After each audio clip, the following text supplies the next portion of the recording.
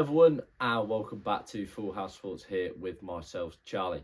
Right, could do a bit of a reaction sort of summary of the World Athletics Championships. I know tomorrow is the last day of action in Tokyo. It has been a fantastic championships. I'm not going to lie, it's been a championships that I've not struggled to keep up with because there's been a lot of highlight shows on. But with myself and I'm sure a lot of the UK population working when the sessions are on, when the evening sessions are on, it's been quite hard for me to sort of watch live. I've watched a lot of it over my lunch break, but not necessarily the big races, sort of had to play catch up with those. But it's been a championships and touch wood, tomorrow Keely Hodgkinson and Georgia Hunter-Bell bring home the goods for Great Britain in the women's 800 metres. But it's been a championships that I think has been a real one of mixed fortunes for Team GB.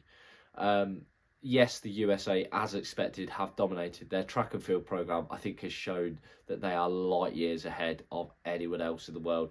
Obviously, yes, there was some notable defeats there. Noah Lyles, of course, losing out to Oblique Seville, but he avenged that in the 200 metres.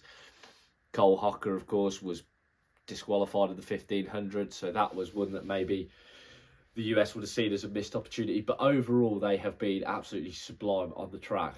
But like I say, it's been one, I think, really of mixed fortunes for Britain. I think, yes, we've had medalists. Katharina Johnson-Thompson's medal today was brilliant for her. She's had her battles. It feels like she's had a really sort of unlucky career. But I feel like KJT doesn't really get the credit she deserves because she hasn't done necessarily what Jessica Ennis did. But she deserves all the credit in the world because she's constantly there at the top, at the premier of the competition. And she's had a tough time with injuries. She's had a tough time, I think, with mental health as well, as some athletes do. And it's been great to see her come back and win the bronze, or share the bronze, as it was today. Nafiti I know had to pull out that, who's a great rival. Anna Hall, again, another US star, pulling forward and winning that. It's also been a championships, think of a few shocks. I was in the camp, I love the 3,000 metre steeplechase, and I thought it was a nailed on that Sofiane El Bakkali would win that and win that comfortably. But he seemed to make a bit of a mistake in the final with Geordie Beamish, who got the spike to the face in the heats, came through to win it in a perfectly timed run. An absolutely brilliant timed run.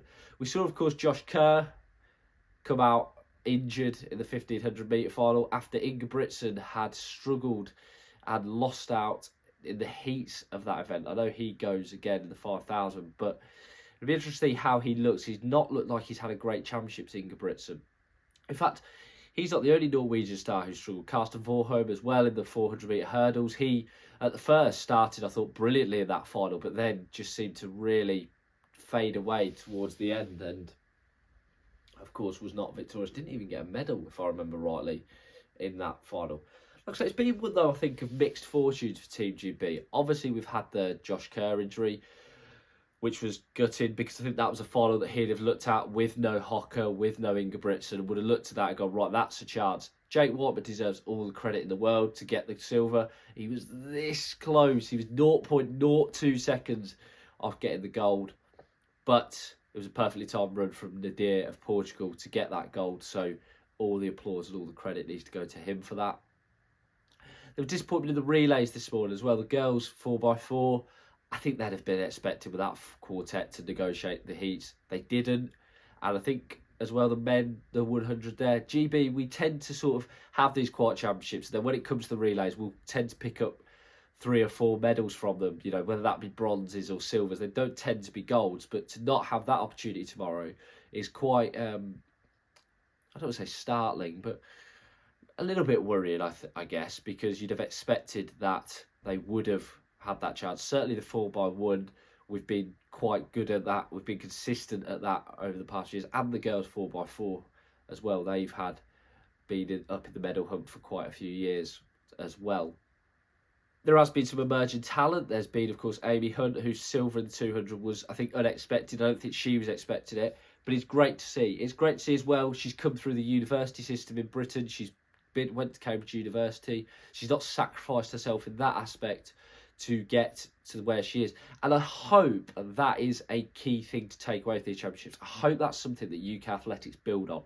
Because at the moment, I was lucky, I was privileged. I grew up in an era of Jessica Ennis and Greg Rutherford and Mo Farah and other athletes as well. Just before them, Philip Sidowu as well, I think always goes under the radar when we talk about GB athletes.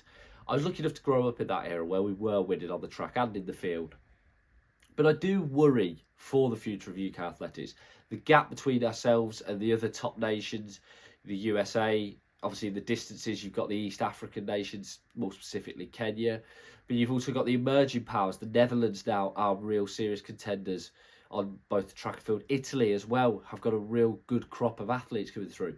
And I do worry that our gap, not just between USA, who are of course in a different universe, but also with the Netherlands, with Italy, with these emerging nations, is also starting to fall. And I hope that's not something we see. I love my athletics. I love my running myself. Am I any good to be good enough to go to Tokyo? Absolutely not. Unless the Kenyans fancy running the parkrun on a Saturday morning.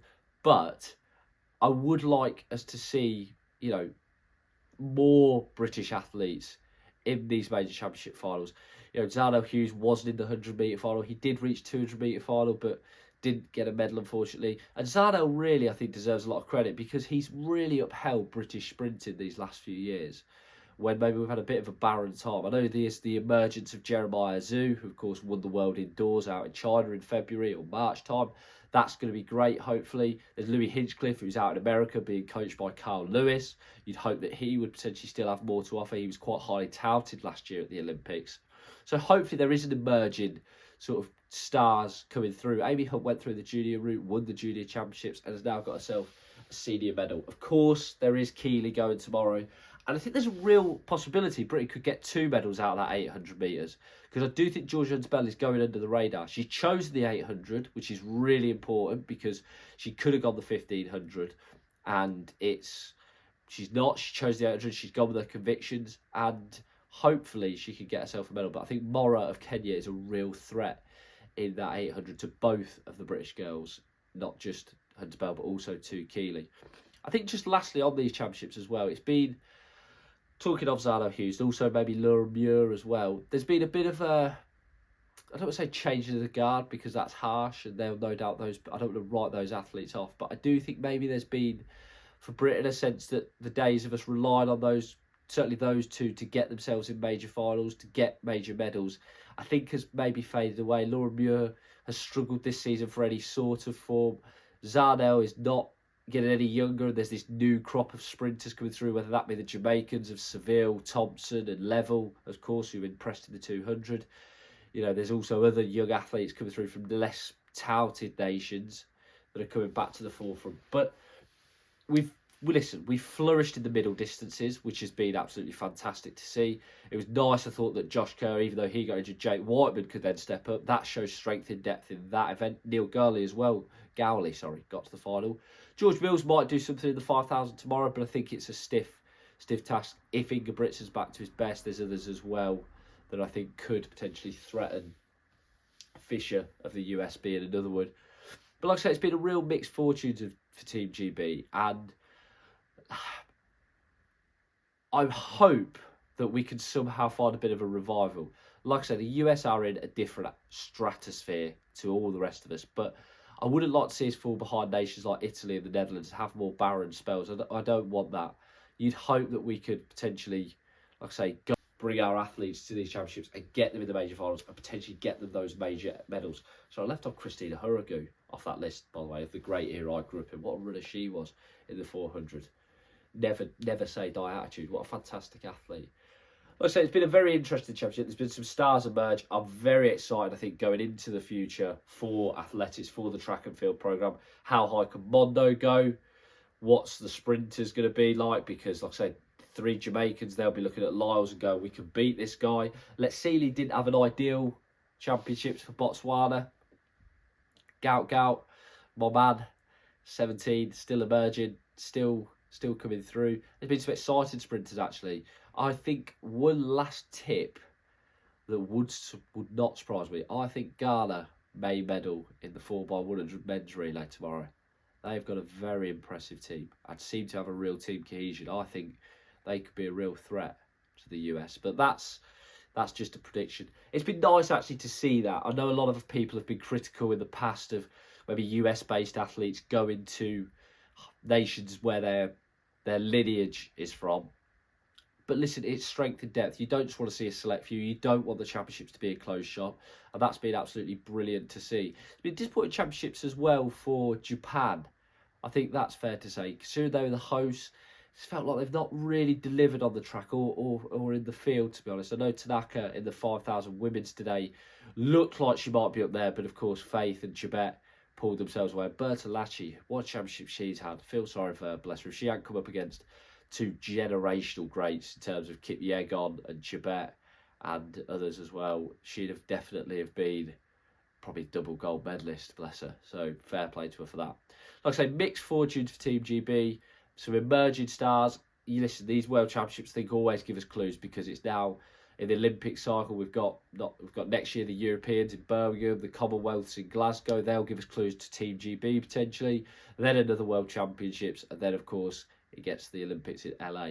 But like I say, fantastic World Championships, hard to keep up with as a British fan. Hopefully Keely goes and does the business tomorrow with Georgia Hunter-Bell, and hopefully the relays go well. Thank you very much, guys, for watching. As always, please like the content, please subscribe. Anything you guys do is greatly appreciated. That's my thoughts on the Athletics World Championships. Have a great day. Thank you.